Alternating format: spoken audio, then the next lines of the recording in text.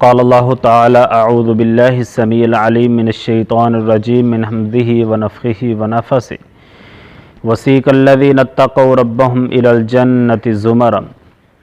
احباب گرام قدر، سیدنا عبادہ بن صامت رضی اللہ تعالی عنہ حدیث کے راوی ہیں۔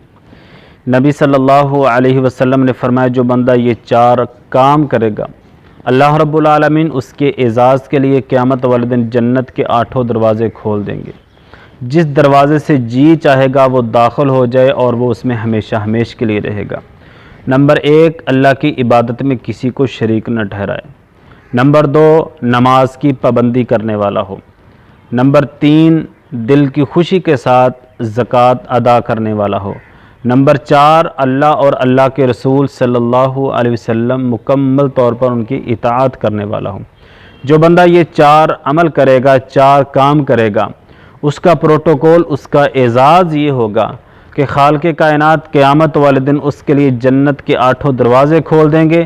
جس دروازے سے جی چاہے گا وہ داخل ہو جائے اور وہ اس میں ہمیشہ ہمیشہ کے لیے رہے۔ اللہ سے دعا ہے کہ اللہ تعالی ہم سب کو اس حدیث پر عمل کرنے کی توفیق